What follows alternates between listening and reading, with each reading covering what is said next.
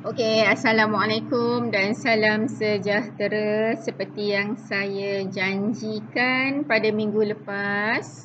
Okey, saya nak terangkan dengan awak karangan yang saya suruh awak salinkan itu.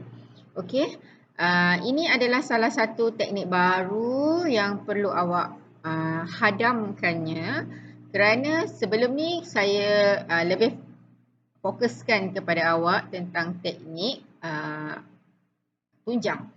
Okey, ini adalah satu teknik baru dan saya harap teknik ini dapat membantu awak untuk menulis karangan dengan lebih baik dan menjadi cemerlang.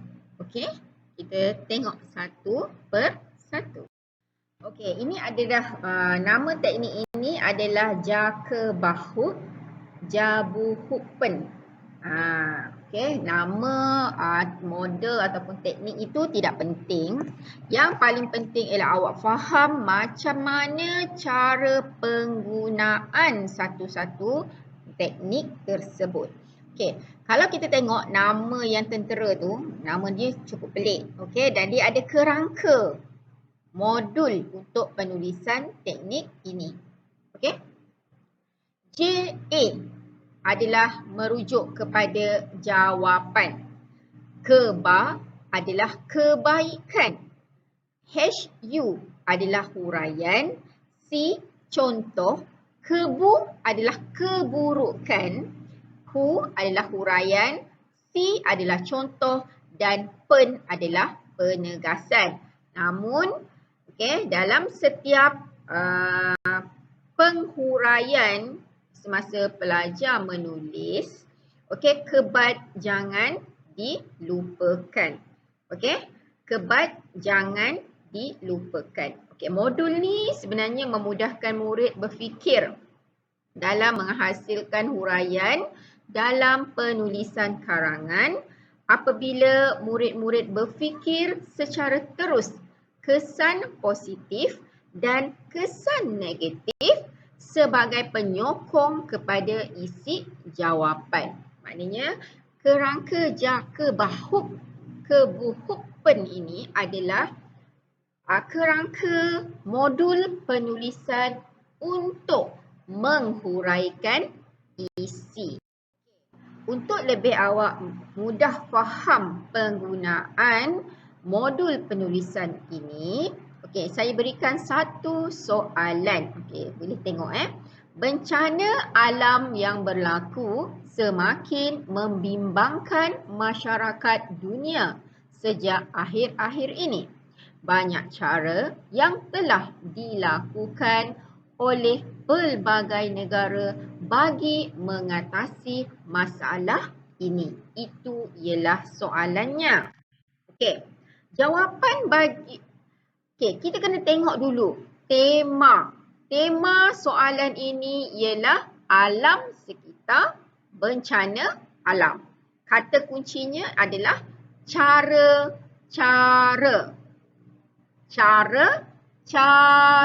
Saya ulang sekali lagi.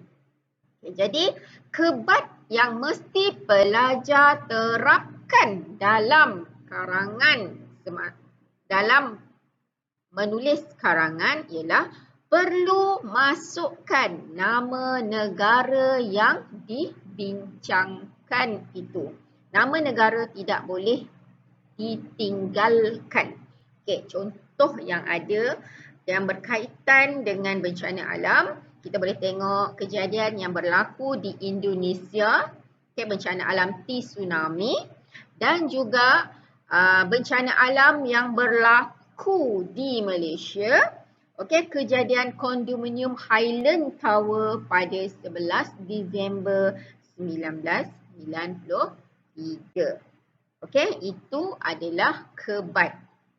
Kebat ni adalah awak kena fikir daripada soalan yang diberikan. Sebab soalan ni tidak spesifik kepada sebuah negara. Dia kata pelbagai negara. Jadi kita boleh ambil macam-macam contoh bencana alam yang berlaku, yang kita tahu, yang kita pernah baca. Jadi kita mudah untuk menghuraikan dan menulis karangan tersebut. Okey, untuk isi yang pertama bagi soalan ini saya ada satu. Okey, cara yang pertama adalah mengadakan kerjasama dalam memberikan kepakaran dalam bidang perubatan kepada negara lain apabila berlakunya bencana alam. Ini adalah cara pertama yang boleh dilakukan oleh sesebuah negara semasa berlakunya bencana alam. Ini adalah isi yang pertama.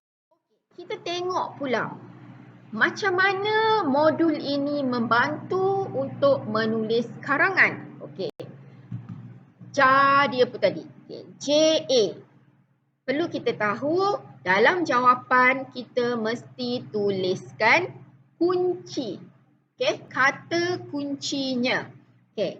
Seperti ayat yang dibuat dekat sini, cara yang telah dilaksanakan oleh pelbagai negara dalam mengatasi masalah bencana alam adalah dengan cara mengadakan kerjasama dalam memberikan kepakaran bidang perubatan dengan negara lain apabila berlakunya bencana.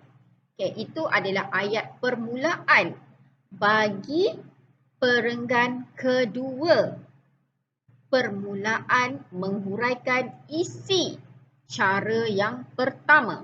Okay. Lepas tu kita teruskan dengan ayat kedua, keba. Keba adalah kebaikan ataupun kesan positif daripada cara yang pertama tadi. Okay, ataupun isi yang pertama. Hal ini secara langsung akan mengurangkan bebanan bagi sesebuah negara yang sedang ditimpa bencana alam. Okey, kesan positif apabila adanya kerjasama dalam memberikan kepakaran perubatan apabila berlakunya bencana. Kita tambah dengan ayat yang seterusnya adalah huraian. Kita dapat lihat apabila sesebuah negara yang mengalami bencana alam, sistem pentadbiran mereka akan runtuh sama sekali. Okey, kita huraikan. Kita huraikan daripada kesan positif tadi. Okey? Dan kita bagi satu contoh daripada huraian kita. Tamsilnya, negara Malaysia dengan rela hati memberikan bantuan ubat-ubatan kepada negara Indonesia yang dilanda tsunami pada tahun 2004. Ketika itu juga ramai doktor pakar ke Indonesia untuk memberikan bantuan secara sukarela. Pada masa yang sama, situasi ini jelas menunjukkan rakyat Malaysia tidak mempunyai sikap bagai enau dalam berluka melepaskan pucuk masing-masing. Okey, ini adalah jaka bahu. Okey, kita masukkan kesan positif. Kita huraikan, kita contohkan. Namun belum habis lagi untuk satu perenggan.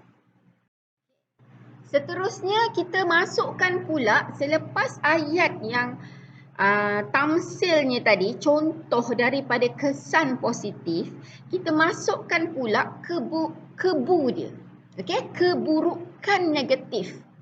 Okey, untuk memudahkan awak, kita gunakan ayat yang paling mudah. Apabila berlaku hal seperti ini, sekiranya, seandainya, kita gunakan perkataan itu kerana itu perkataan-perkataan itu menunjukkan kemungkinan.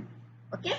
Sekiranya bantuan tidak diterima oleh negara Indonesia, sudah pasti rakyat di Aceh yang ditimpa bencana berada dalam kesusahan dan kesulitan.